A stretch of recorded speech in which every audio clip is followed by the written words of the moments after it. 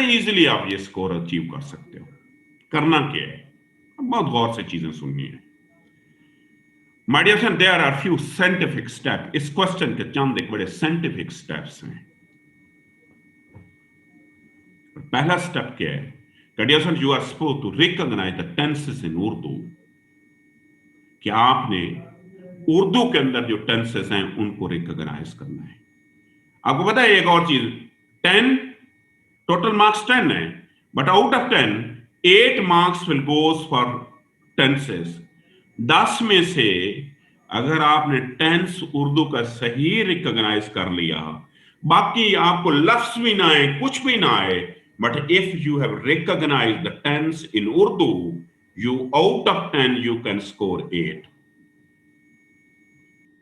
अगर सिर्फ आप इस टेंस को रिकॉग्नाइज भी कर लें, तो उर्दू का सिर्फ टेंस भी रिकॉग्नाइज कर लें, तो जैसे 10 में से 8 नंबर आएंगे। ये देखें ना, यहां पे मैंने एक जुमला लिखाया था, लाहौरवास तहजीब के ये कि लाहौर तहजीब और सकाफत का मरकज था। मेरा पूरा जुमला ठीक था, लेकिन सिर्फ मैंने इज लिखा था, तो टेंस गलत रिकॉग्नाइज कर लिया ना। माय डियर फ्रेंड, जब मैंने टेंस गलत रिकॉग्नाइज कर लिया तो मेरे नंबर नहीं आएंगे। तो कहने का डियर फ्रेंड, अगर मैं सिंपल अल्फाज में बात करूं, तो आपकी पूरी ट्रांसलेशन एक ही चीज पे मुश्तमिल है, या बेस करती है कि you are suppose to recognise the tenses in Urdu. कि आपने उर्दू के जो टेंसेस हैं उनको रिकॉग्नाइज करना है। और माय डियर फ्रेंड, जब आपने उर्दू का टेंस रिकॉग्नाइज कर लिया है, तो फिर उसकी इंग्लिश बनाना आपके लिए बिल्कुल मुश्किल काम नहीं है। कैसे? क्योंकि जो टेंस उर्दू का होगा, आपको उसी का पैरेलल इंग्लिश का टेंस में कन्वर्ट करना होगा। अगर उसका पैरेलल कन्वर्ट नहीं करेंगे, तो आपके मीनिंग्स जो हैं वो मुकम्मल तौर पे चेंज हो जाएंगे। मैं सबसे पहले तो आपसे डियर स्टूडेंट एक क्वेश्चन करूंगा। मुझे सबसे पहले तो आप ये बताएं कि what is the basic function of tenses. Why? किसी भी, आपको पता है दुनिया की कोई भी जुबान जो है, this always based on tenses. कभी आप लोगों ने सोचा कि ये टेंसेस के फंक्शंस क्या होते हैं, क्यों हम टेंस यूज करते हैं? और जैसे जब आपको इसके फंक्शन का पता होगा, तो देन आपको उर्दू के टेंसेस भी आ जाएंगे, देन आपको इंग्लिश के टेंसेस भी आ जाएंगे। जी, सब आप बताना चाह रही हैं, सब why we will use this. जी, हमें से कौन बताएगा? हैंड रेज करे, हम टेंसेस क्यों यूज करते हैं? Anyone among you? जी, कोई आप हैंड रेज करे और मुझे बताए कि हम टेंसेस क्यों यूज करते हैं। ये फैसल बताना चाह रहा है। जी फैसल बताएं। फैसल, मैं आपको सुन रहा हूँ। फैसल बताएं क्यों हम टेंसेस यूज करते हैं। जी सर, टेंसेस में सर एक्शन वर्ब होते हैं, कोई किसी काम के बारे में बताया जाता है, मतलब स्टेटिव वर्ब इसमें नहीं होते। नहीं, मैंने आपसे पूछा बेटे वाई, वजह क्या है, टेंसेस का फंक्शन क्या है, क्यों टेंसेस यूज करते हैं, फंक्शन क्या है टेंसेस का? किसी काम को बताना, कोई काम जिसमें हो रहा हो। बेटे वो तो वर्ब बताता है, वर्ब इंडिकेट करता है कोई काम हो रहा है। टेंसेस का क्या फंक्शन है? जी सॉरी वकार साहब, आप बताएं। सर, टेंसेस का काम होता है जमाने को शो करना, क्योंकि जी काम जो है वो मेडिसन, माजी में हुआ है, वो टेंसेस मुस्तकबिल का में है। सबसे पहला काम जो है, they will indicate the time of action. किसी भी चीज को करने के 3 टाइम होते हैं। मैं देखो ना, मैं कहूंगा कल मैंने आपको प्रेसी पढ़ाई थी, मैं लिखूंगा आई टॉट। मैं आज पढ़ा रहा हूं तो मैं कहूंगा आई एम टीचिंग। मैं कल पढ़ाऊंगा तो मैं कल लिखूंगा कि आई शैल टीच। टेंसेस का सबसे पहला काम ये है कि they will tell you the time of action. ये आपको एक्शन का टाइम बताते हैं। दूसरा फंक्शन क्या है? इसके अलावा एक और भी फंक्शन है, इसके अलावा एक और भी फंक्शन है इसका। कौन बताएगा मुझे?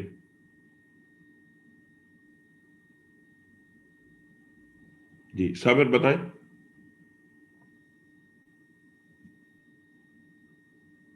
बट इसे टेंसेस के एक काम नहीं है, इनके 2 काम है। टेंसेस, हम टेंसेस को क्यों यूज करते हैं? You the time of action. और आप यू नो बेटर कि हम इस time is always divided into 3 for the times. Time जो है ना, वक्त जो है, हम उसको 3 में डिवाइड करते हैं। एक होता है प्रेजेंट, जिसमें हम गुफ्तगू कर रहे हैं। एक होता है इससे पहले का कल का टाइम, जैसे हम उसे पास कहते हैं, और एक आने वाला टाइम होता है जिसे हम फ्यूचर कहते हैं। सबसे पहली चीज तो ये है कि this will tell you the time of action. लेकिन उर्दू और इंग्लिश के ये टेंसेस एक दूसरे से मैच नहीं करते। कैसे? इंग्लिश के अंदर जैसे आप वर्ब चेंज करते हैं तो टाइम चेंज होता है।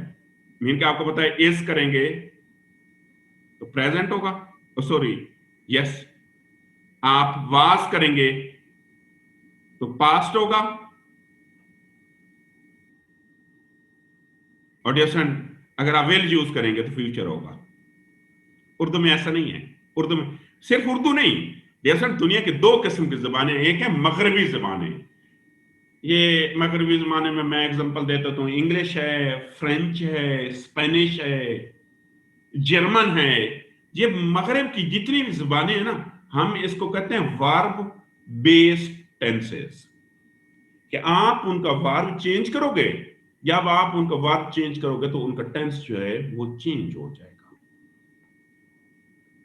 लेकिन जैसे दुनिया की जो मगरबी जबानें हैं उनमें तो वर्ब बेस्ड है, लेकिन दुनिया की जो मशरकी जबानें कौन सी हैं, चांदे में पर्शियन है, अरेबिक है, उर्दू है, हिंदी है, दुनिया की जितनी भी मशरकी जबानें हैं उनका टेंस हमेशा वर्ब सेम रहता है। देखो मैं एक जुमला लिखता हूं, मैं लिखता हूं वो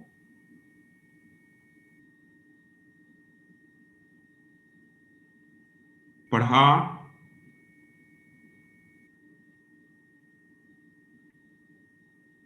चुका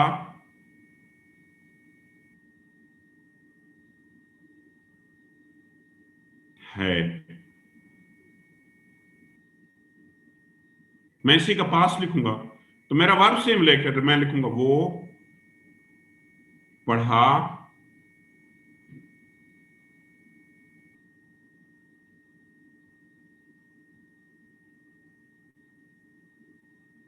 चुका था।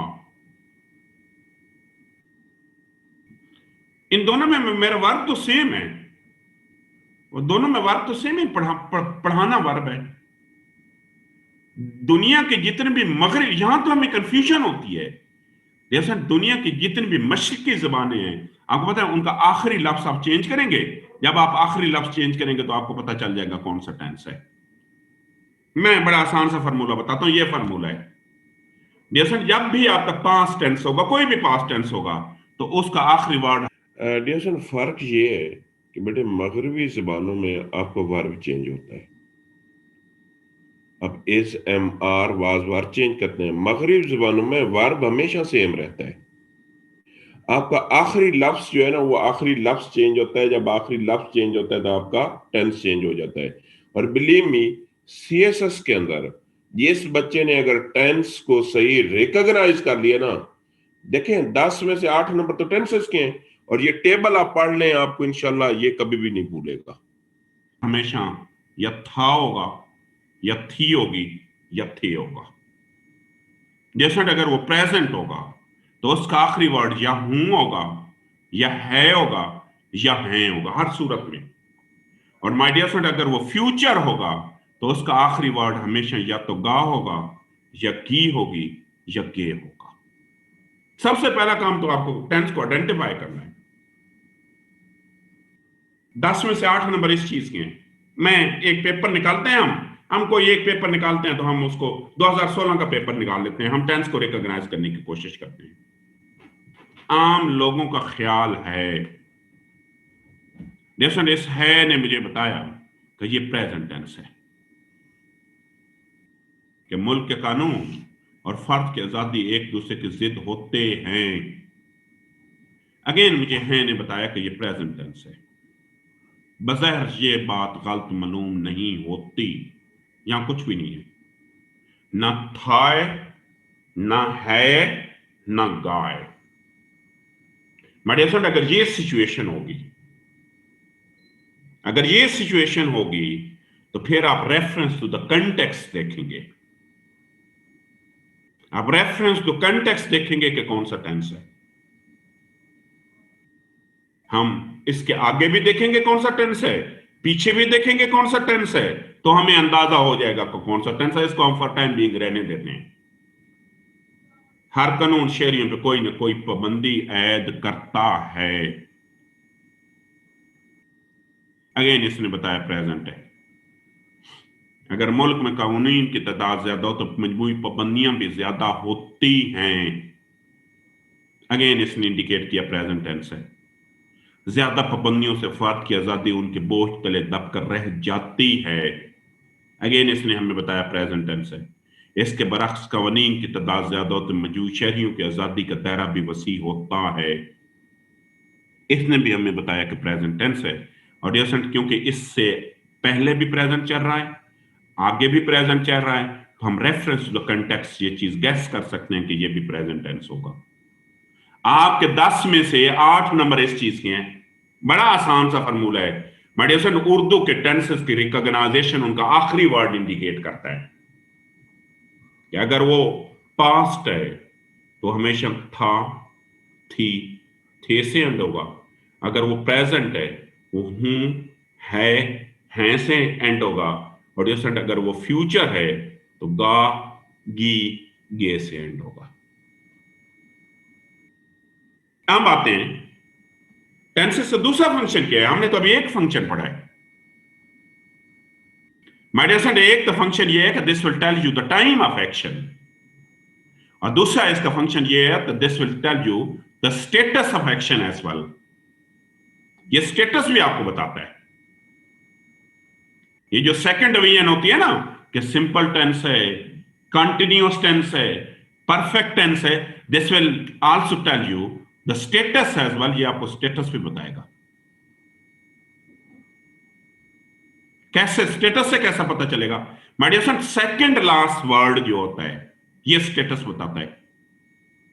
स्टेटस का मतलब है किसी भी चीज के 3 स्टेटस होते हैं। पहला होता है डियर फ्रेंड उसकी नेचर बताना वर्क की। इसमें यह नहीं पता चलता, मतलब मैं कहूं कि मैं स्कूल जाता हूं, मैं एक नेचर इंडिकेट कर रहा हूं। दूसरा डियर फ्रेंड होता है कि ये कंटिन्यूटी बताता है कि वर्क इज इन प्रोग्रेस। हम कहते हैं जी मैं स्कूल जा रहा हूं, मीन के प्रेजेंट टेंस का काम है कि this always tell you the nature of action, आगे फर्दर नहीं बताएगा। कंटिन्यूअस टेंस जो होता है this will always indicate that the action is in progress. जो परफेक्ट टेंस होता है माय डियर फ्रेंड ये आपको बताता है कि the work is has been already completed. कि परफेक्ट टेंस आपको बताता है कि आपका एक्शन या वर्क जो है वो कंप्लीट हो गया है। देखो ना, हम जैसे कहते हैं कि I have delivered my lecture. देखो ना, मैं बड़ा आसान सा काम है। My dear friend, simple tense आपको नेचर बताते हैं, कंटिन्यूअस टेंस आपको बताते हैं the thing is in progress. Perfect आपको बताता है, परफेक्ट टेंस जो है कि dear friend the thing has been already completed, कि जो आपका एक्शन है वो कंप्लीट हो गया है। और आपका परफेक्ट कंटिन्यूअस टेंस जो होता है कौन सा? जैसे आपका परफेक्ट कंटिन्यूअस टेंस जो होता है वो भी बताता है कि the thing is in progress, लेकिन उसके साथ साथ वो उसका टाइम भी बताता है। देखो ना, कंटिन्यूअस और परफेक्ट कंटिन्यूअस में क्या वर्क है कि एक सिर्फ ये बताता है कि the work is in progress. For example मैं कहूं आई एम टीचिंग, और परफेक्ट मीन के कंटिन्यूअस परफेक्ट टेंस ये बताता है कि वो ये भी बताता है कि the thing is in progress, और साथ साथ आपको this will also tell you the time of action as well. और ये आपको कैसे पता चलेगा? माय डियर फ्रेंड, आपका सेकंड लास्ट वर्ड जो होता है, आपका सेकंड लास्ट वर्ड जो होते हैं ये आपको टेंस की सब टाइप्स बताते हैं। देखें ये टेबल को हम दोबारा देखते हैं। हम दोबारा हमारा जो टेबल है, मैं कहता हूं जैसा सिर्फ इस टेबल को आप एक अच्छे अंदाज से पढ़ लें, आपको टेंसेस या ट्रांसलेशन कभी भी नहीं भूलेगी। देखो मैंने कहा डियर वी हैव टू, मैंने आपको बताया कि हमारी 2 किस्म की डिवीजन है। एक ये डिवीजन है, हम इसको कहते हैं हॉरिजॉन्टल डिवीजन। हॉरिजॉन्टल डिवीजन आपके टेंस की मेजर टाइप्स बताएगी। मेजर क्या है कि पास्ट है, प्रेजेंट है या फ्यूचर है। This will tell you the major type. और ये आखिरी वर्ड जो है डियर, आपका आखिरी वर्ड आपको मेजर टाइप बताता है कि आपका मेडिसन जो आपका लास्ट वर्ड होगा वो आपको मेजर टाइप को इंडिकेट करेगा। आखिरी वर्ड आपको बताएगा कि इसकी मेजर टाइप कौन सी है। दूसरी बात जैसे इसको हम कहते हैं, मसलन देखो ना, बड़ा आसान सा काम है कि जब भी वो पास्ट होगा वो एंड या था से होगा या थी से होगा या थे से होगा। बढ़िया सर वो प्रेजेंट होगा तो हूं से होगा, हैं से होगा, हैं से होगा। और अगर वो फ्यूचर होगा वो गा से होगा, वो गी से होगा, वो गा से होगा। वो कहते हैं सब टाइप। ये माइनर टाइप बताती है कि जी सिंपल है, और ये आपका सेकंड लास्ट वर्ड जो होता है ये बताता है कि जैसे अगर वो ता ती ते है, ता ती ते है, छोटी ये बड़ी ये है, कि वो सिंपल टेंस होगा। बट जैसे अगर सेकंड लास्ट वर्ड आपका रहा रही रहे है तो वो भी आपका कंटिन्यूअस टेंस होगा। अगर आपका सेकंड लास्ट वर्ड लिया या चुका है तो वो परफेक्ट टेंस होगा। और जैसे अगर सेकंड लास्ट वर्ड आपका अगेन लाइक द कंटिन्यूअस, वो रहा रही रहे है, लेकिन अगर उसके साथ वक्त का भी जिक्र कर दिया गया है तो वो प्रेजेंट या कोई भी परफेक्ट कंटिन्यूअस टेंस होगा। लेकिन सिंपल की एक और भी निशानी है। जैसा आपको पता है दो किस्म के जुमले होते हैं। एक जुमले वो होते हैं जिनके अंदर एक्शन होता है, और एक वो होते हैं जिनके अंदर स्टेटमेंट होती है। मैं एक जुमला आपके लिए लिखता हूं। मैं लिखता हूं कि मैं एक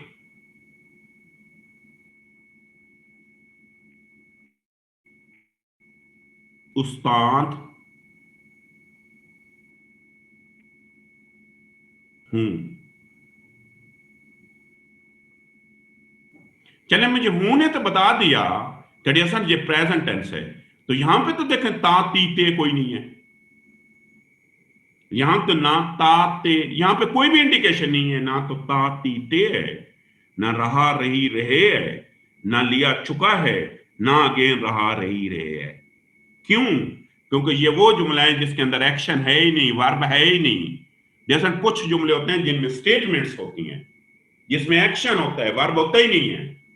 जो एक्शन वाले वर्ब होते हैं ना, मीन के जिसमें स्टेटमेंट होती है, जिसमें वर्ब नहीं होता, वो हमेशा सिंपल टेंस होते हैं, या वो प्रेजेंट सिंपल होगा। अगर मैं हूं को इधर खत्म कर दूं, मैं अगर यहां पे था लिख दूं, अगर चले मैं इस हूं को खत्म कर देता हूं और जैसे मैं यहां पे था लिख देता हूं, मैं एक उस्ताद था, तो ये भी अगेन पास्ट सिंपल हो जाएगा।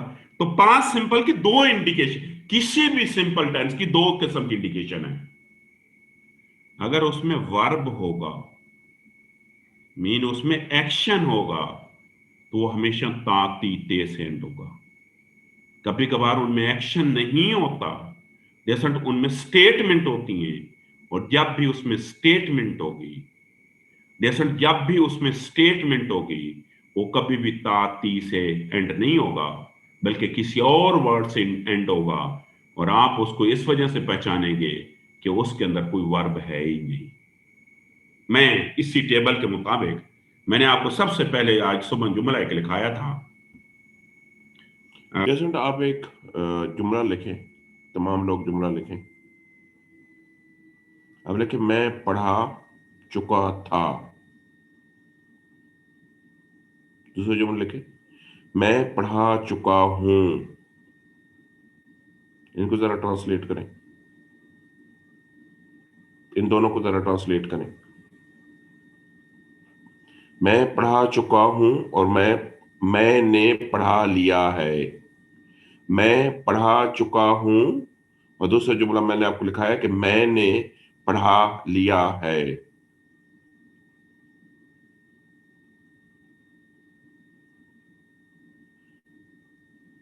करें जरा इनकी ट्रांसलेशन।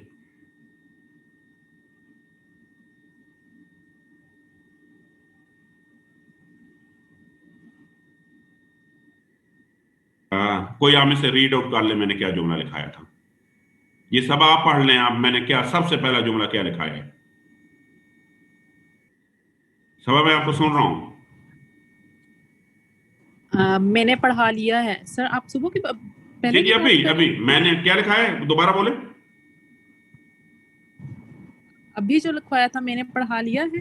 जी हम लिखाया था मैंने पढ़ा लिया है। हम इसका टेंस स्टेबल के मुताबिक आइडेंटिफाई करते हैं। आखिरी वर्ड क्या है? सब दोबारा बोलना। आखिरी वर्ड क्या है? लिया है, पढ़ा लिया है। है ना? जी। है मुझे इस टेबल में यहां पे मिला। तो इसने बताया कि ये कोई प्रेजेंट टेंस है। सेकंड लास्ट वर्ड सबा क्या है? लिया। ये मुझे लिया यहां लिया। से मिला। एक मिनट, यहां से मिला। मैं जब इनको आपस में मैच करूंगा, इस और इसको, मैं टेबल को फॉलो करूंगा, तो इसने मुझे बता दिया ये कौन सा टेंस हुआ? प्रेजेंट परफेक्ट टेंस हुआ। प्रेजेंट क्योंकि परफेक्ट। जी, अब दूसरा जुमला मैंने क्या लिखाया था? मैं पढ़ा चुका हूँ। मैं पढ़ा चुका हूं, मुझे हूं यहां पे मिला। जैसे मुझे चुका यहां से मिला, और जब मैं इसको मैच करूंगा तो इसका भी वही रिजल्ट है कि ये प्रेजेंट परफेक्ट टेंस है। हम 2016 का पेपर निकालते हैं और हम मुकम्मल पेपर को पढ़ते हैं, हम टेंस को आइडेंटिफाई करते हैं। बढ़िया सर, ये जो पहला जुमला है, आम लोगों का ख्याल है ने बताया प्रेजेंट है, लेकिन ख्याल जो है ना ता है, ना चुका है, ना लिया है। तो इसका मतलब है कि इसको मैं देखूंगा, ये तो स्टेटमेंट है। स्टेटमेंट वो होती है जिसके अंदर वर्ब होता ही नहीं है, इसमें वर्ब है ही नहीं। और स्टेटमेंट हमेशा या प्रेजेंट, स्टेटमेंट की सिर्फ ब्रॉडर टाइप ढूंढनी पड़ती है। स्टेटमेंट हमेशा या प्रेजेंट में होती है या पास्ट में होती है। तो इसका मतलब ये हुआ कि ये प्रेजेंट सिंपल टेंस है। मुल्क के कानून और फर्द की आजादी एक दूसरे के जिद होते हैं। है ने मुझे बता दिया प्रेजेंट है, और इस ता ने हमें बता दिया कि प्रेजेंट सिंपल टेंस है, क्योंकि ता ती ते से एंड हो रहा है। बज़ाहिर ये बात गलत मालूम नहीं होती। होती ने मुझे बता दिया कि ये सिंपल टेंस है, और रेफरेंस जो कंटेक्स्ट हमने डिसाइड किया था कि ये प्रेजेंट सिंपल टेंस है।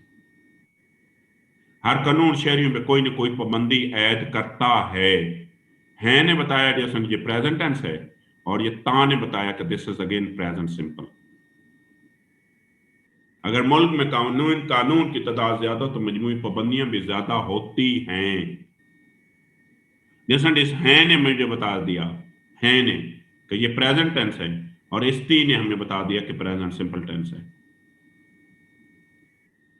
ज्यादा पाबंदियों से फर्द की आजादी इनकी बोझ तले दबकर रह जाती है ने मुझे बताया कि ये अगेन प्रेजेंट है, और इस जाति ने बताया कि ये प्रेजेंट सिंपल टेंस है।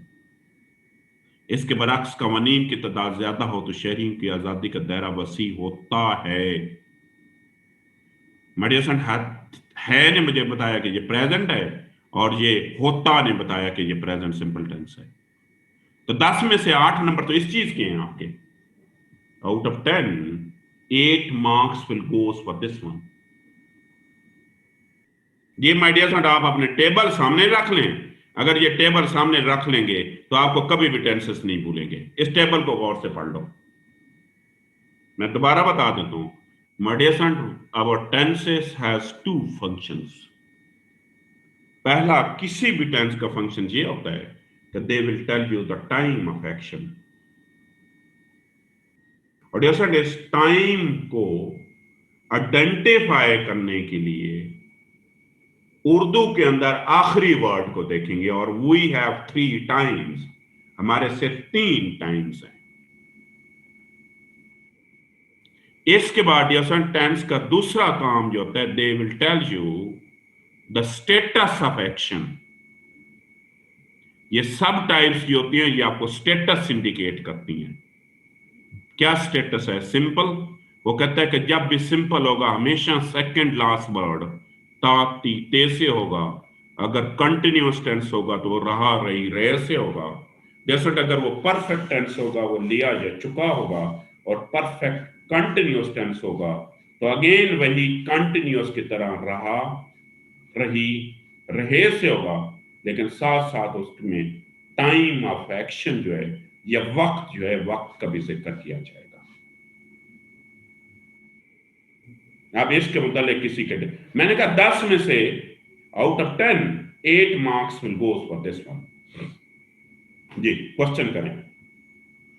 या में से किसी का भी क्वेश्चन है इन टेंसेस रिकॉग्नाइजेशन के मुतालिक तो आप हैंड रेज करें ताकि मैं आपको जवाब दूं।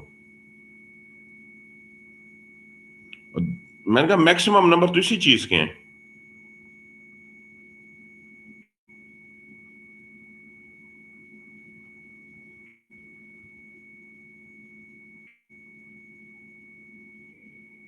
अगर किसी का कोई इसके मुतालिक क्वेश्चन है तो क्वेश्चन करें। जी अब्दुल फतेह आप क्वेश्चन सर करें। सर फॉर एग्जांपल एक क्वेश्चन आता है, वो काम करते करते चला गया, सर इसमें कैसे आइडेंटिफाई होगा? वो काम करते करते चला गया। अच्छा, ये चला, ये क्या आपको सेंस दे रहा है? सर पास्ट का। बेटे ये पास्ट टेंस है, जी क्योंकि सर। कुछ जुमले ऐसे होते हैं, वो अक्सर मैं आगे बताता हूं, वो भी बता दूंगा। कुछ जुमले ओके सर। होते हैं एक्सेप्शंस होती हैं, वो इस टेबल के मुताबिक नहीं होते, लेकिन ऐसे जुमले पेपर में नहीं आते। Okay sir. ठीक है, अच्छा। दूसरी माय डियर स्टूडेंट, जो दूसरी चीज मैं आपको बताऊंगा, दूसरी चीज जो आपको रिक्वायर्ड है, आपने अगर टेंस को सही रिकॉग्नाइज कर लिया, आउट ऑफ 10 8 मार्क्स का तो आपके कंफर्म हो गए। दूसरी चीज क्या है? My dear son, you must have the adequate vocabulary of Urdu as well as English.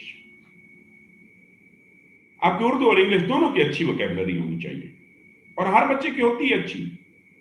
अगर हम सपोज करते हैं उर्दू का एक लफ्ज है, उसके मीनिंग आपको नहीं आ रहे हैं, तो आप लाजिम है कि रेफरेंस द कंटेक्स्ट उसको गैस करें। अगर फिर भी लफ्ज, मतलब यहां पे देखें ना, आखिरी एक लाइन है, जहां पे एक लाइन में पढ़ रहा हूं, यहां पे एक अक्सर जुमले को बहुत से लोगों को मतलब नहीं आता। ये जुमला है कि अज़म, अमल, दयानत, खताबत। अक्सर लोग इस खताबत में कंफ्यूज हो जाते हैं। यार इस लफ्ज को ब्रेक करो, इसको ब्रेक करो। खताबत किससे निकला है? खुतबा, खतीब। तो जब आप इसको ब्रेक करोगे ना, खुतबा, खतीब, खताबत, आप 100% इसको गैस कर सकते हो। तो अगर आपको इसी तरीके से 2019 का पेपर जो आया था, उसमें एक लफ्ज आया था जो बहुत से लोगों को कंफ्यूज कर रहा था। वो आया था कि चश्म पोशी।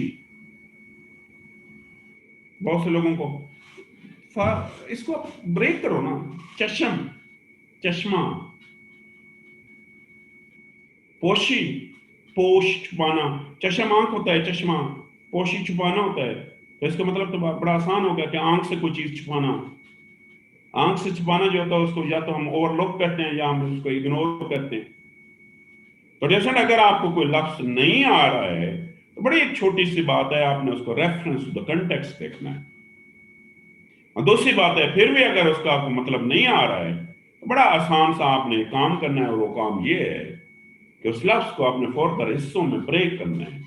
और जब भी आप ब्रेक करोगे, आप 100% उसकी नेचर पे पहुंच जाओगे कि इस लफ्ज का क्या मतलब है।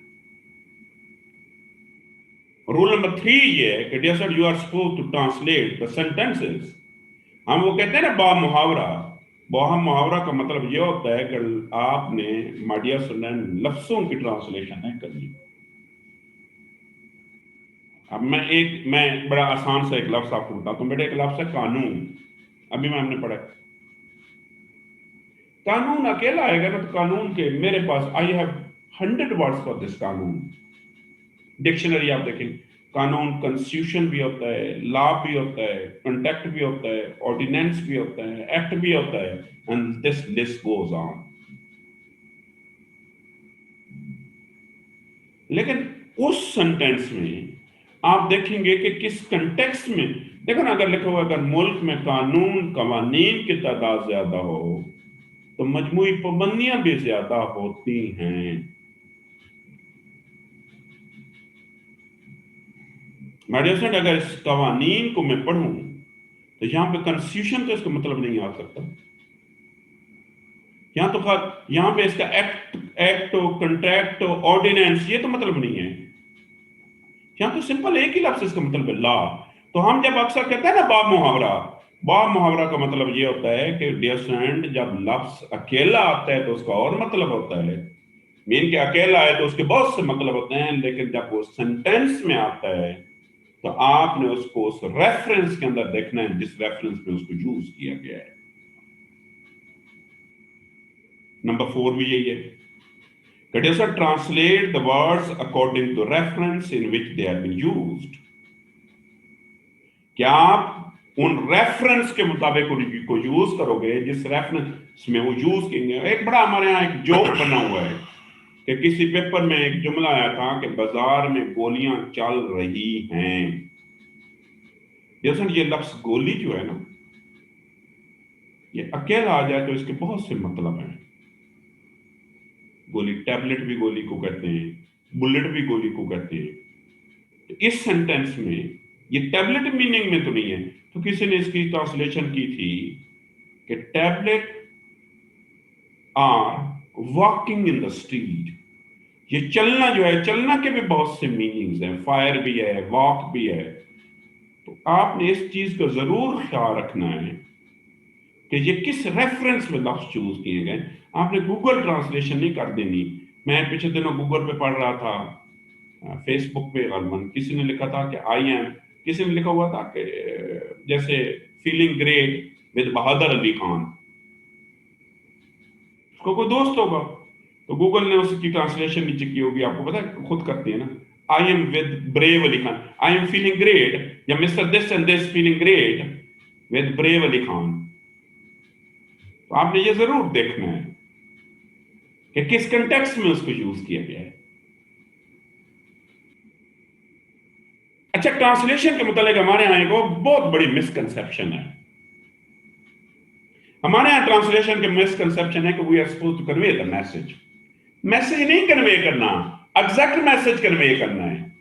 हम क्या करते हैं कि बस उसका खुलासा, हम we are try to present the summary of that thought. Summary नहीं बेटे, एक एक चीज को कन्वे करना है। आप एक जुमला लिखें, सारे जुमला लिखें। आप लिखें कैद आजम एक मेहनती, दानदार, कैद आजम एक मेहनती, दानदार और दानिशमंद इंसान थे।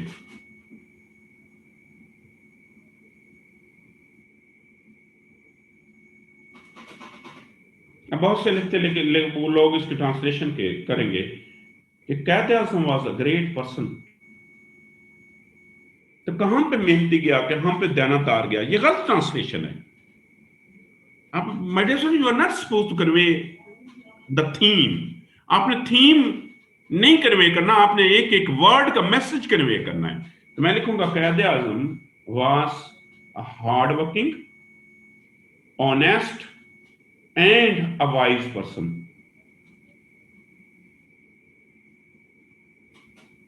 मैं इसकी ये ट्रांसलेशन करूंगा। तो हमारे यहां एक एक मिसकंसेप्शन आ गई है कि जी इसका थीम कन्वे करना है। तो आप अगर आप थीम कन्वे करने की कोशिश करेंगे तो आपको फिर नंबर तो नहीं मिलेंगे।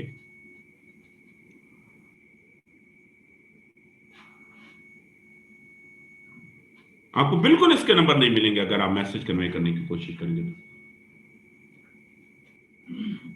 तो कोशिश कर, हाँ ये जरूर हो सकता है कि बेटे कभी कभार ये जरूर हो सकता है, जहन एक मिनट, ये जरूर हो सकता है कि इंग्लिश के 2 लफ्ज हों और उर्दू को उनका एक लफ्ज बन जाए।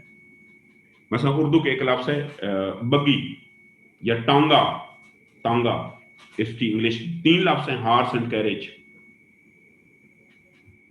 बेटे उर्दू के एक लफ्ज है अरूज, इंग्लिश के लिए इसके लिए 3 वर्ड हैं, जिसको हम टाइम एंड टाइड्स बोलते हैं। ये जरूर हो सकता है कि कुछ लफ्ज ऐसे हैं जो कि उर्दू में एक लफ्ज होगा, इंग्लिश में उसके 2 होंगे, ये इंग्लिश के 2 होंगे, उर्दू का उसका 1 होगा। लेकिन जब आपने ट्रांसलेशन करनी है, आपने एक भी सेपरेट आइडेंटिटी को मिस नहीं करना। जी जैन बताएं, क्वेश्चन करें। जी गफ्फार साहब क्वेश्चन करें आप। जी अब्दुल गफ्फार, मैं सुन रहा हूँ।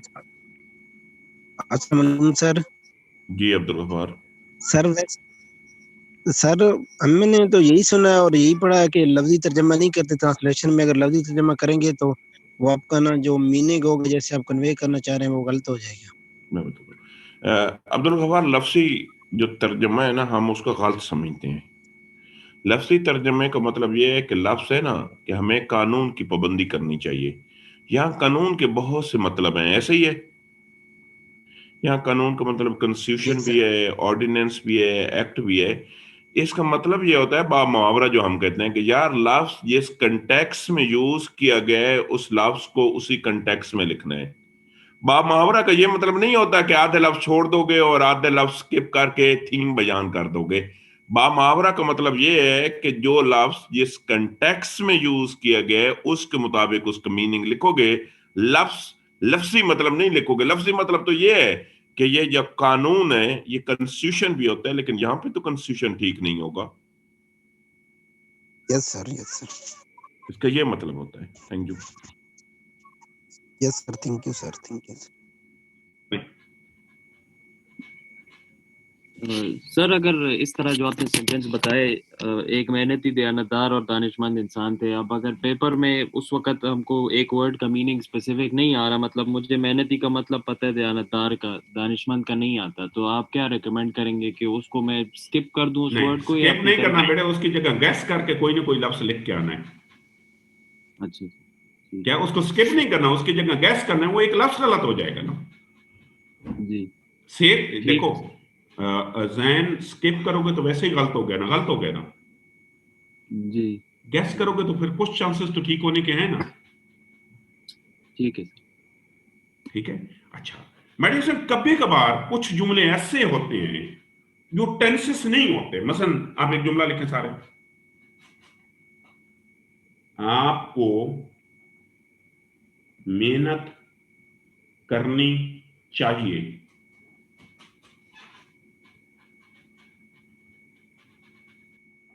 आपको मेहनत, हिना आप बताएं ये कौन सा टेंस है टेबल के मुताबिक, ये कौन सा टेंस है? हिना आप बताएं।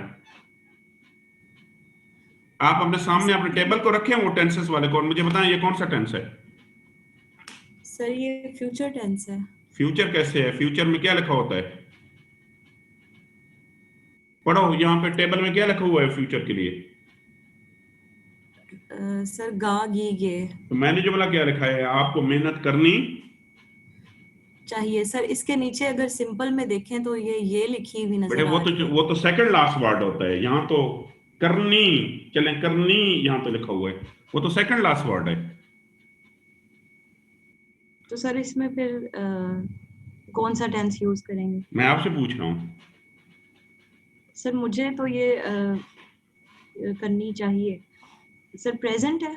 आप इसकी क्या ट्रांसलेशन करेंगी? You should work hard. तो बेटे शुड कौन सा टेंस होता है? प्रेजेंट होता है। शुड तो कोई प्रेजेंट टेंस नहीं होता। फ्यूचर ही आएगा ना, वही मैंने बेटा कहा। शुड इज फ्यूचर भी नहीं है, शुड फ्यूचर भी नहीं है। किसने कहा है शुड फ्यूचर है? सर फिर इसमें इनमें से तो कोई भी टेंस नहीं यूज हो रहा। हमें से कौन बताएगा मुझे ये कौन सा टेंस है? मॉडल है सर, मॉडल टेंस है सर। बेटे ये कोई भी टेंस नहीं है, ये टेंस है ही नहीं। कुछ जुमले होते हैं बेटे वो टेंस की कैटेगरी में फॉल ही नहीं करते, हम उसे मॉडल सेंटेंस बोलते हैं। मैं वो भी पढ़ाता हूं। देखो ना, एक जुमला है आपको मेहनत करनी है, ये भी कोई टेंस नहीं है। वो मैं एक मिनट डियर स्टूडेंट, कभी कभार, ये बड़ा रेयर होता है, हमेशा नहीं आते, ये 1% होते हैं। कभी कभार एक टेंस ऐसा आएगा कि वो टेंस टेबल के मुताबिक नहीं होगा, जैसे अब्दुल फतेह भी मुझसे पूछ रहे थे। जैसे वो मॉडल वर्ब होगा। पहली चीज ये है कि जैसे मॉडल में कुछ चीजें होती हैं वो एबिलिटी को कन्वे करती हैं। किस चीज को? मैं एक जुमला उर्दू में लिखूं ना कि आप CSS पास कर, मैं लिखूं ना कि मैं लिख सकता हूं, ये कोई टेंस नहीं है, ये मेरी एबिलिटी को इंडिकेट कर रहा है। अगर कोई चीज किसी चीज को एबिलिटी को इंडिकेट करती है तो डियर स्टूडेंट, या वो कैन आप यूज करेंगे या आप उसके लिए कुड का लफ्ज यूज करेंगे। कैन प्रेजेंट है और कुड जो है वो पास्ट है। जैसे कभी कभार आपके जुमले के अंदर सजेशन होती है, मीन उर्दू में हम कहते हैं या तो वो एडवाइस होगी या वो सजेशन होगी। जैसे जब भी उर्दू के अंदर सजेशन होगी ना, तो उसके एंड पे चाहिए आएगा कि आपको पढ़ना चाहिए, आपको डॉक्टर के पास जाना चाहिए, आपको मेहनत करनी चाहिए, आपको उस्ताद का एहतराम करना चाहिए। माय डियर फ्रेंड, जब भी सजेशन होगी वो उर्दू में हमेशा चाहिए के साथ एंड होगी। और सजेशन प्रेजेंट की भी हो सकती है। मसलन एक पास की प्रेजेंट की क्या है कि आपको मेहनत करनी चाहिए, पास की भी हो सकती है आपको मेहनत करनी है, और फ्यूचर की भी हो सकती है। तो जैसे अगर वो प्रेजेंट की है तो उसके लिए आप या तो शुड यूज करेंगे या आप आउट टू यूज करेंगे। आउट टू उतना ही फॉर्मल है जितना शुड है। और जैसे अगर सजेशन पास की है तो आप शुड हैव यूज करेंगे, और शुड हैव के साथ थर्ड फॉर्म ऑफ वर्ब आएगा, और फ्यूचर की सजेशन बाय द वे नहीं होती। माय डियर फ्रेंड, कभी कभार सेंटेंस आते हैं जिसके अंदर ऑब्लिगेशंस होती है, उसको हम कहते हैं फर्ज, लाजिम। मैं कहूं ना आपको मेहनत करनी है, तो ये ऑब्लिगेशन है। जैसे ऑब्लिगेशन प्रेजेंट की होगी तो आप या तो मस्ट यूज करेंगे, या आप हैज टू यूज करेंगे, या आप हैव टू यूज करेंगे। ये जुमला है पास का, आपको मेहनत करनी थी, तो डियर फ्रेंड वो पास की ऑब्लिगेशन है। और पास की ऑब्लिगेशन जब भी होती है उसमें हैड टू का लफ्ज आता है। और कभी कभार फ्यूचर की ऑब्लिगेशन भी होती है, और माय डियर फ्रेंड जब भी फ्यूचर की ऑब्लिगेशन होगी वो विल हैव टू आएगा। क्या आएगा? जैसे फ्यूचर की ऑब्लिगेशन में हमेशा विल हैव टू आएगा। माय डियर फ्रेंड, कभी कभार सेंटेंस के अंदर प्रोबेबिलिटी भी आती है कि जी ऐसा हो सकता है, इट मे हैपन। ऐसा हो सकता था, उसमें हम माइट यूज करते हैं। ये जरा ये 2016 का पेपर पढ़ें और यहां से मुझे बताएं कि आपके नजदीक इसके अंदर कोई मॉडल सेंटेंस है। Read this carefully.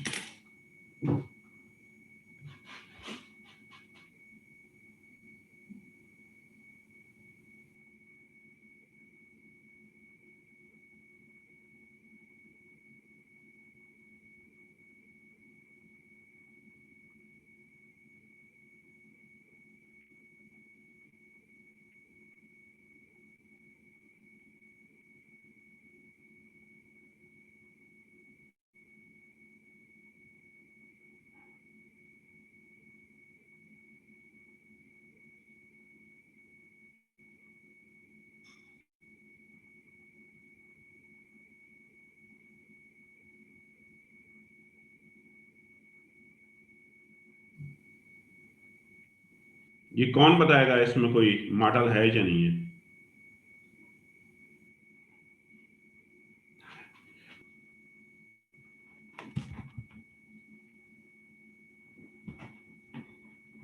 जी राना वकार साहब, को इसमें कोई मॉडल है, मॉडल वर्ब है, आप जरा बताएं। सर मॉडल वर्ब इसमें शायद आखिर वाला जो फिक्र है यही एक हो सकता है। कौन सा? ये तो यार प्रेजेंट सिंपल टेंस है, उसी होता है। मॉडल वर्ब तो वो होता है जिसके अंदर टेंसेस का इंडिकेटर ही ना हो। जी तैमूर, आप बताएं। सर मेरे ख्याल से बाकी तो कोई नहीं। ये बज़ाहिर ये बात गलत मालूम नहीं होती, ये यार शायद ये तो मॉडल। प्रेजेंट सिंपल, बेटा ये तो प्रेजेंट सिंपल टेंस है। ठीक है।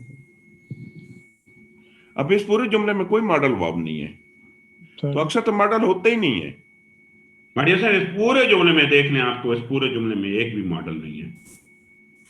मुझे सिंपल 1 मिनट दें, मैं 1 मिनट के लिए म्यूट करूंगी।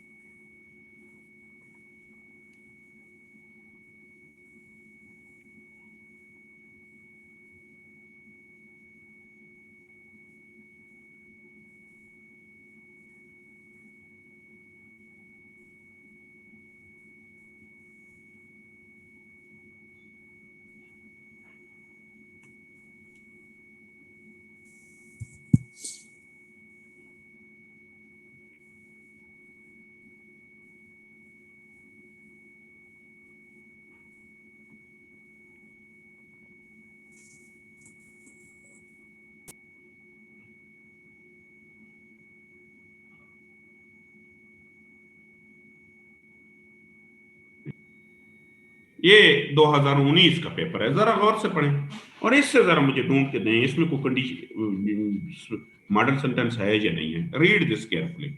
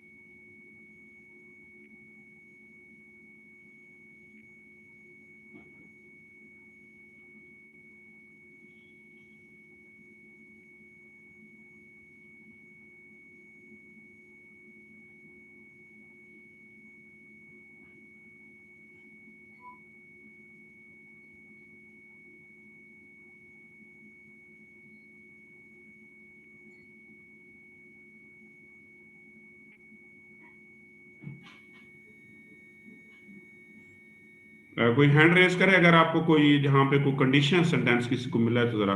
जी सरदार वकार, आपको मिला है कोई कंडीशनल सेंटेंस? जी सर, इसलिए हमें अपने दुश्मन का ज्यादा एहसानमंद होना चाहिए।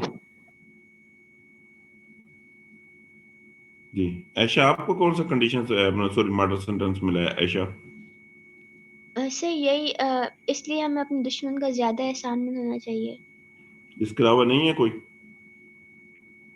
No sir.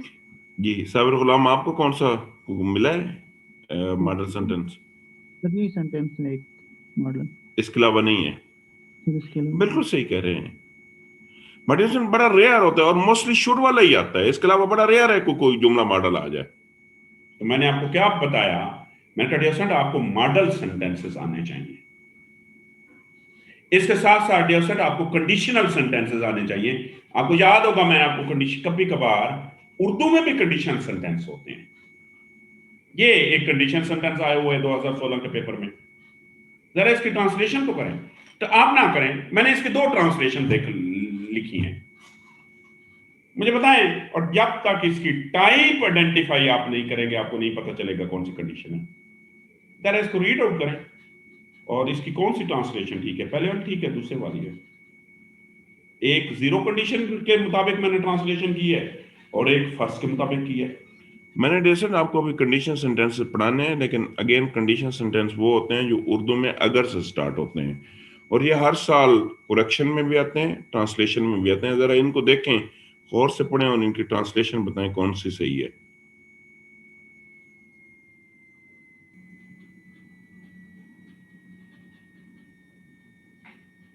मुझे कोई बताएगा कौन सी ट्रांसलेशन ठीक है?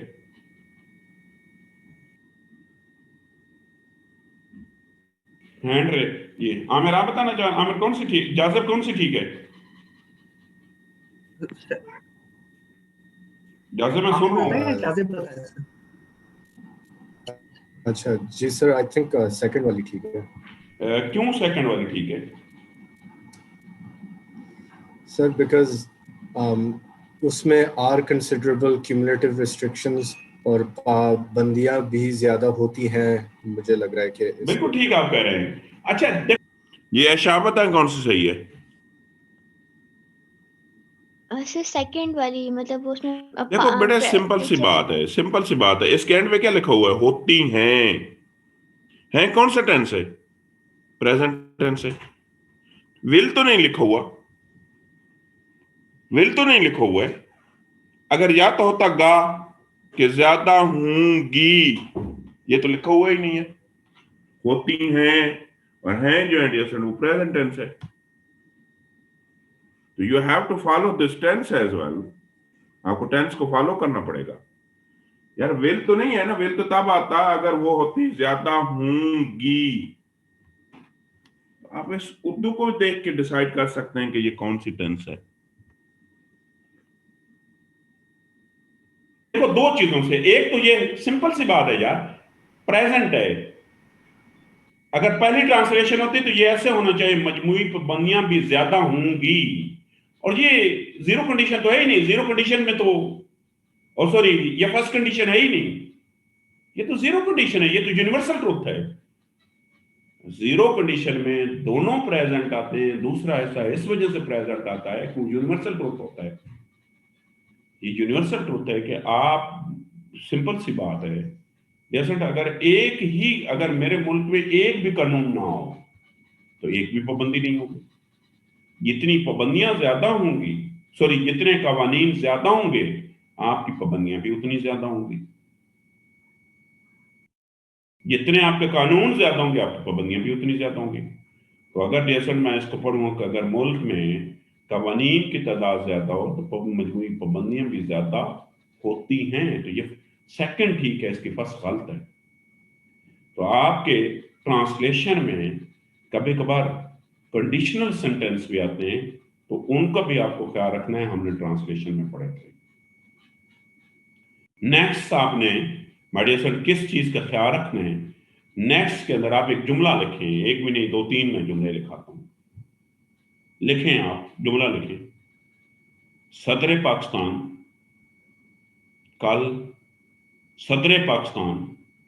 कल तकरीर करेंगे।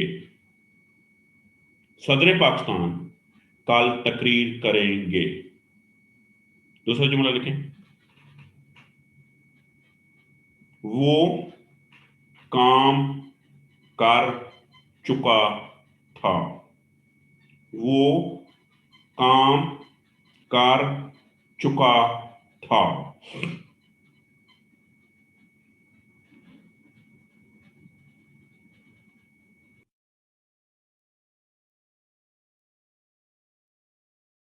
करें जरा इसकी ट्रांसलेशन।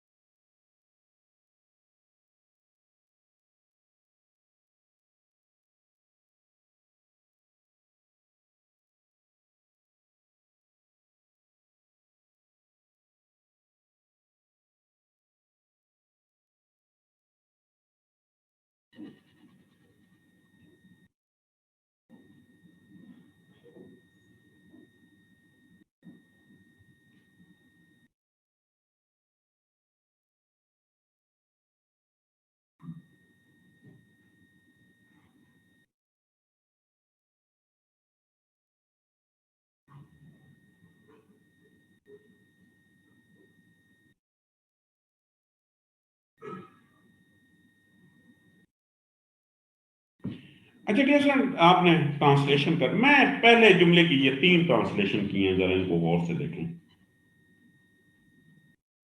मैंने कहा था president of Pakistan will deliver a speech tomorrow. मैंने कहा था president of Pakistan is going to deliver a speech tomorrow. और मैंने लिखा था president of Pakistan delivers a speech tomorrow. आपके नजदीक डियर स्टूडेंट ये कौन सा, सबा आप बताओ, सबा या सॉरी डॉक्टर सोनिया आप बताएं कौन सा सेंटेंस ठीक है। सोनिया आप बताएं, Sonia. Sir, I guess third one. Third ठीक है, फर्स्ट ठीक नहीं है।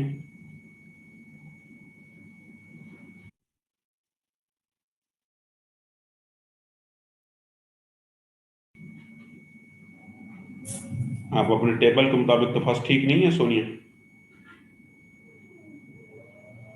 जी। हमना आप बताएं, हमना रजा, हमना आप बताएं कौन सा सेंटेंस ठीक है।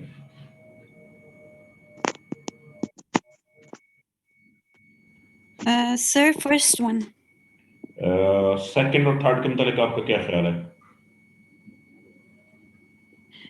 सर सेकंड भी ठीक लग रहा है लेकिन थर्ड नहीं ठीक लग रहा। थर्ड क्यों नहीं ठीक लग रहा है? सर मतलब टुमारो में फ्यूचर की बात आ गई है तो विल आना बेटर लाजम लगता है। है। अच्छा यस सर।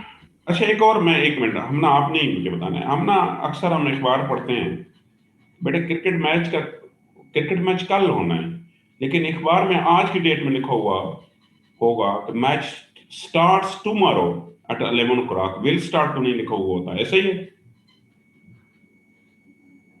Yes sir. वो क्यों लिखते हैं, वो गलत लिखते हैं? सर पता नहीं, पर मुझे फर्स्ट वाला सबसे अप्रोप्रिएट लगता है।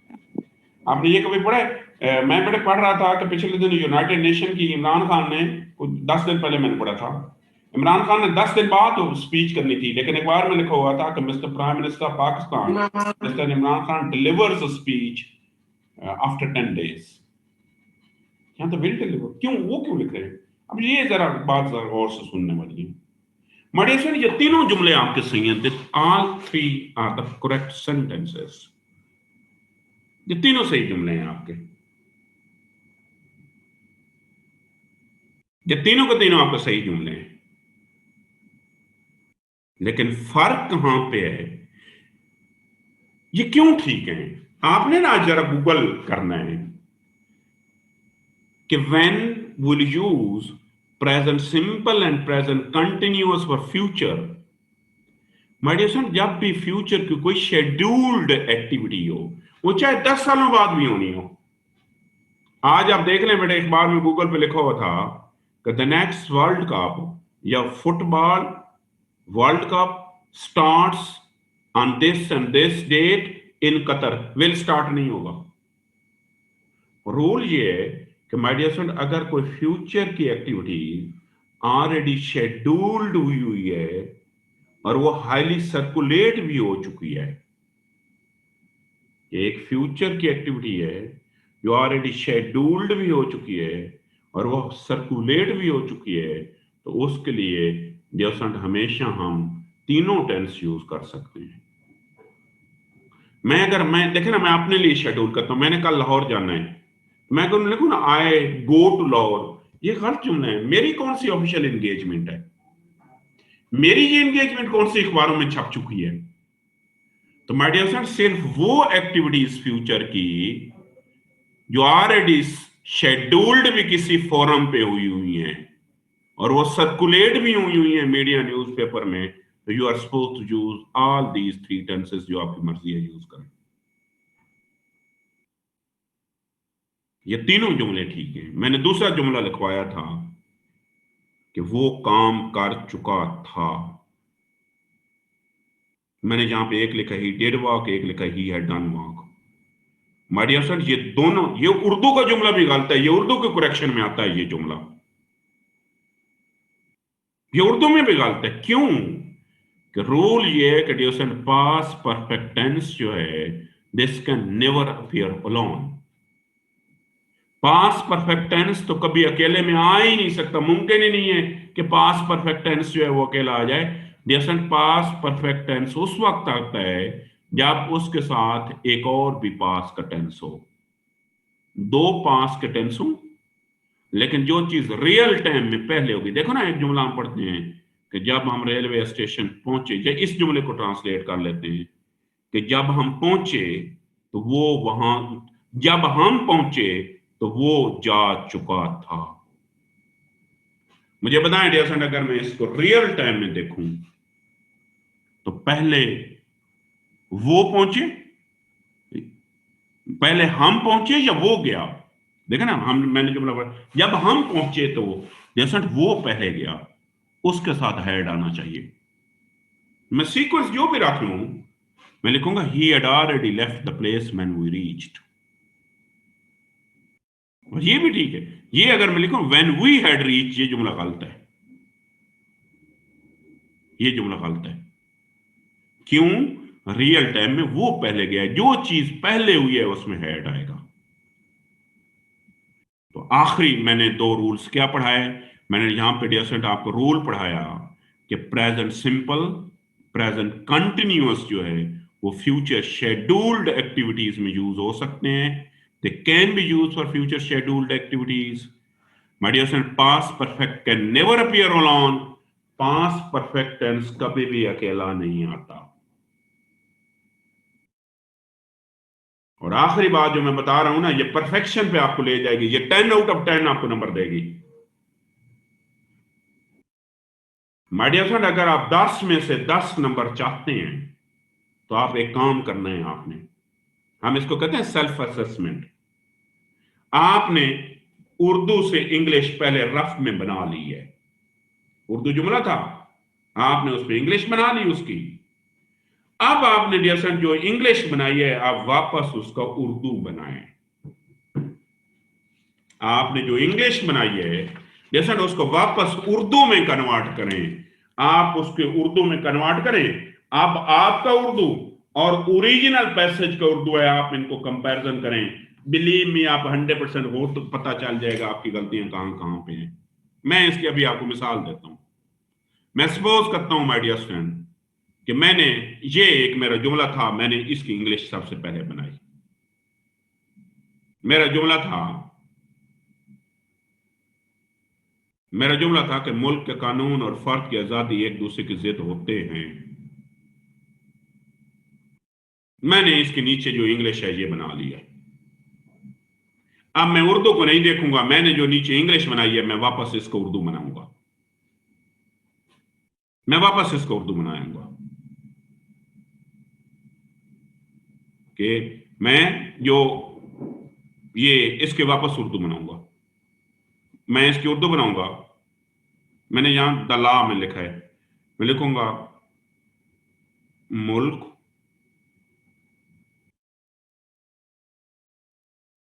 का, ला लिखा हुआ है कानून,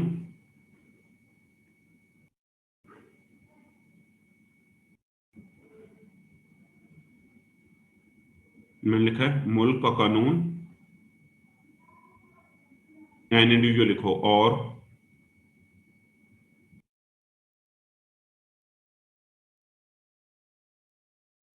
फर्द की आजादी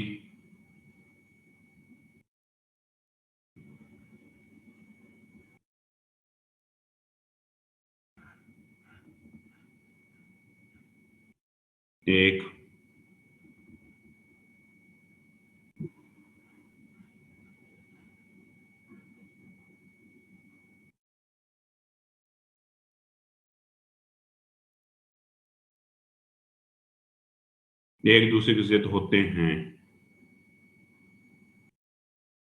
अब ये मैंने ट्रांसलेशन बनाई है। अब मैं क्या करूंगा, अब मैंने ये जो बनाई है मैं वापस उर्दू और इसका आपस में, जो रियल उर्दू था और इसका आपस में कंपैरिजन करूंगा।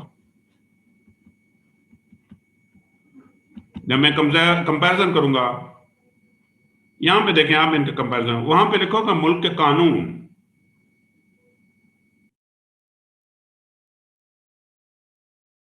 सॉरी मैंने गलत की ट्रांसलेशन कर दी, एक मिनट, मैंने किसी और की करनी थी। हाँ सॉरी, मैंने इसकी करनी थी। हम अगर इसकी करेंगे तो डियर यहां पे हम इसकी, सॉरी मैं दोबारा करता हूं, एक मिनट, मुझे 1 मिनट दे, मैं ऊपर वाले को खत्म करता हूं। मैंने उर्दू पढ़ ली है, मैं इसको खत्म करूंगा। सबसे पहले मैं इसकी वापस उर्दू बनाऊंगा, मैं इसकी बनाऊंगा द लॉ, मैं लिखूंगा कि मुल्क, क्योंकि अब मैंने लॉ नहीं लिखा, मैंने लॉज लिखे, कावानीन,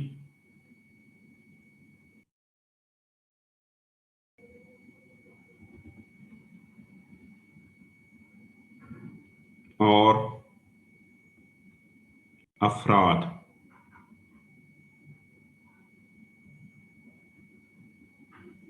की आजादी,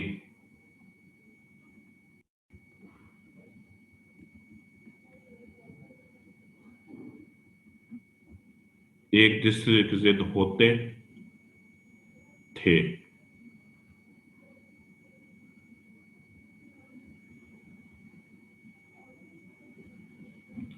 अब मैं क्या करूंगा डियर स्टूडेंट, अब मैं जो ओरिजिनल उर्दू है और इसका आपस में कंपैरिजन करूंगा। मैं दोनों उर्दू की आपस में कंपैरिजन करूंगा। जब मैं दोनों उर्दू की कंपैरिजन करूंगा तो मुझे पता चल जाएगा कि मेरी गलती कहां पे है। अब ये देखें ना, ऊपर लिखो है कि मुल्क के कानून, लेकिन मेरी ट्रांसलेशन बनी है मुल्क के कवानीन। ये एक तो गलती हो गई। ऊपर लिखो है कि फर्द, मैंने लिख दिया अफराद, ये गलती ये हो गई। वहां पे लिखा हुआ हैं और मैंने लिख दिया थे। ये तो मैंने गलतियां कर दी हैं। मैं तो अपना खुद टीचर हूं, मैं तो तो इसका मतलब ये है कि जब मैं दोनों उर्दू को आपस में कंपैरिजन करूंगा तो मैं 100% ढूंढ लूंगा गलती किधर है।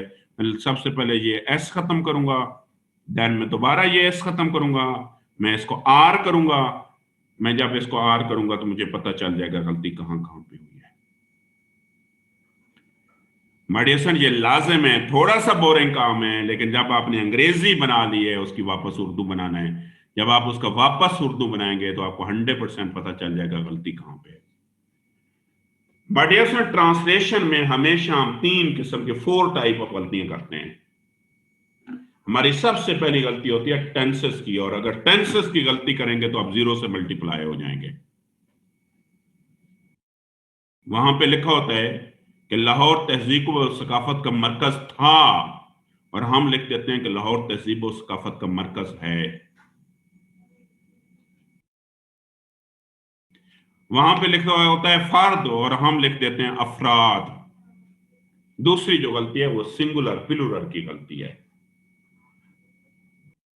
तीसरी गलती जो है डियर स्टूडेंट, आपने जब ट्रांसलेशन करनी है तो किसी भी किस्म का लफ्ज नहीं छोड़ना। You are not supposed to leave the words, theme नहीं कन्वे करना। और आखिरी जो गलती हम करते हैं, हम लफ्जों का गलत यूजेज करते हैं। हम हमेशा एक देखो बेटे, एक मैं पिछले 2 साल पहले ट्रांसलेशन आई, लिखा हुआ था कि वो एक अजीम शख्स थे, तो हमने लिख दिया कि he was a special person. Special तो माजूरों को कहते हैं। तो आप लफ्जों के सिलेक्शन का आपने बहुत ज्यादा ख्याल रखना है।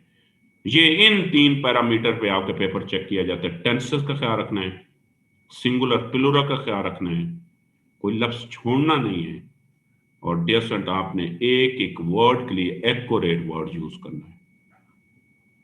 यहां पे कोई एक्सप्रेशन आपको नहीं देखता। Try to be as simple as you can. My dear student, ये एक स्किल है, और आते कहां से है ये भी मैं बता देता हूं। पिछले 5 साल सीएसएस को हो गए हैं, ये ट्रांसलेशन को क्वेश्चन को पहले नहीं होता था। माय डियर स्टूडेंट, ये हर साल पंजाब यूनिवर्सिटी जो है, अब तो बीए खत्म हो गया पिछले 2 सालों से, पंजाब यूनिवर्सिटी के बीए की जो पेपर होते थे, वो बीए के 2 पेपर होते हैं, एक पेपर ए होता है, एक पेपर बी। ये हर साल पंजाब यूनिवर्सिटी के पेपर बी जो है वहां से लिया जाता है। ना सिर्फ ये, आपकी करेक्शन, आपकी ईडियम्स, आपकी ट्रांसलेशन हर साल वहां से उठाई जाती है। आप मार्केट में चले जाएं, आप उन्हें कहें कि पंजाब यूनिवर्सिटी के बीए की हमें बुक पास पेपर दे दें, सिंपल बीए के। हमने कहना है कि पंजाब यूनिवर्सिटी के आपको बीए जो है उसके पेपर दे दें। तो जब आपको पेपर दे देंगे तो उसमें साल पेपर ये ट्रांसलेशन वहां से मिल जाएगी। लेकिन जैसा मैंने कहा कि ये स्किल है, और स्किल हमेशा प्रैक्टिस से आती है, और हम भी इसकी बहुत ज्यादा प्रैक्टिस करेंगे। मैं दोबारा एक दफा रिपीट करता हूँ, my dear son, the very basic requirement is that you are supposed to recognize the tense.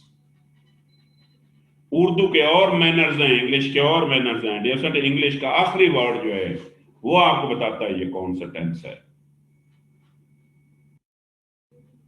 उसके बाद my dear student, you are supposed to work on Urdu as well as English vocabulary. आपको उर्दू और English दोनों की अच्छी vocabulary आनी चाहिए। अगर आपको किसी लफ्ज का मतलब नहीं आ रहा है तो आप पहली बात है उसको रेफरेंस, कंटेक्स्ट गेस करने की कोशिश करें, और जैसे अगर रेफरेंस टू द कंटेक्स्ट भी आपको मतलब उर्दू का नहीं आ रहा है तो आपने उसको वर्ड को क्या करना है, माइडिएशन, उस वर्ड को आपने लफ्ज को उर्दू के ब्रेक करना है। जब आप उर्दू के लफ्ज को ब्रेक करेंगे तो आपको 100% पता चल जाएगा गलती किधर है।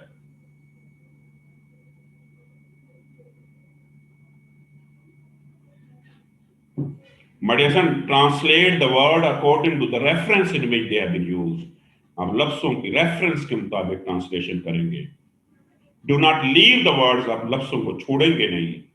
मॉडल सेंटेंस का ख्याल रखेंगे, कंडीशनल सेंटेंसेस का ख्याल रखेंगे, और सबसे जरूरी चीज जो है कि जब आप इसकी ट्रांसलेशन करेंगे आप इसको वापस उर्दू में कन्वर्ट करें, वापस उर्दू में कन्वर्ट करें, दोनों उर्दू की कंपैरिजन करें और 3 चीजों का ख्याल रखें। सबसे पहले टेंसेस का ख्याल रखें, सिंगुलर प्लूरल का ख्याल रखें, और नेवर लीव द वर्ड्स, कभी भी किसी लफ्ज को ना छोड़ें, और इनकरेक्ट यूजेज ऑफ वर्ड्स जो है आप उसको सही करो। अब हम इसकी प्रैक्टिस स्टार्ट करते हैं। और ये सर सबसे पहले आपने इसकी ट्रांसलेशन करनी है, और अभी मैं आपको 30 मिनट दूंगा, आपने मुझे ईमेल करनी है। आप, मैं कहता हूं 20-25 पैसेज की ट्रांसलेशन कर लें, आपको ये ट्रांसलेशन फिर कभी भी नहीं भूलेगी। ये एक जुमला है, जुमला लिखा हो, सॉरी पैराग्राफ है, मैं रीड आउट कर देता हूं। आपने सारे स्टेप्स इसके करने हैं, और खास तौर पे अपनी इंग्लिश को वापस उर्दू बना के उसको मैच जरूर करना है। और मुझे सिर्फ एक पेज फाइनल वर्जन आप भेजेंगे। लिखा हुआ कि बड़े आदमी में वही आम सादा और छोटी छोटी खूबियां होती हैं जिन पे हर शख्स का इख्तियार होता है। फर्क सिर्फ इतना है कि आम आदमी में ये खूबियां होती हैं और ख़ास आदमी में खूबियों की रूह और इनका जौहर होता है। कहते आज़म की जानी पहचानी ज़ात में कोई बात ऐसी ना थी जो समझ में ना आए। शख्सियत के एतबार से वो एक सीधे साधे आदमी थे।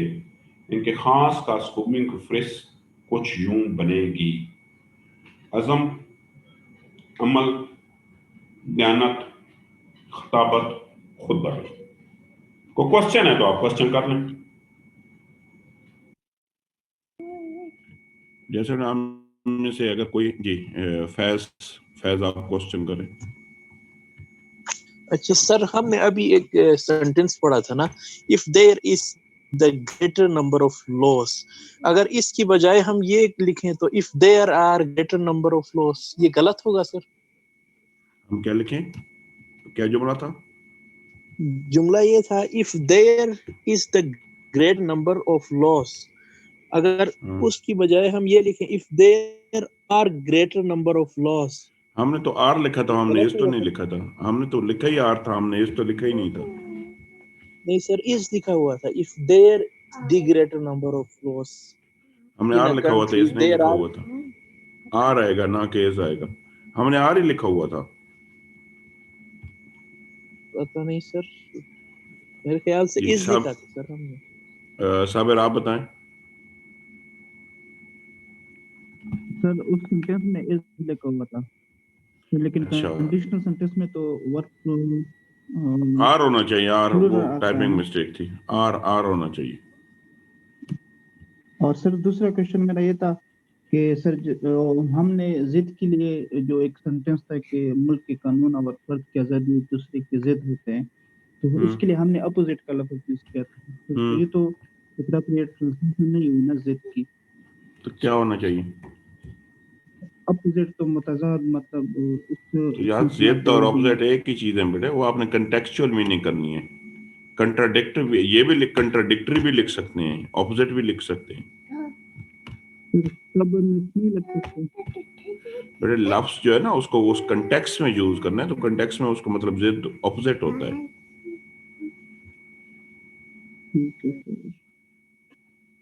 अच्छा, अब ये आपने इसकी ट्रांसलेशन करनी है और आपने ये ट्रांसलेशन मुझे भेजनी है। करें ज़रा इसकी, और ये मुझे 9:30 तक मिल जानी चाहिए। हम क्लास इधर ही एंड करते हैं, इंशाल्लाह कल हम आगे मूव करेंगे।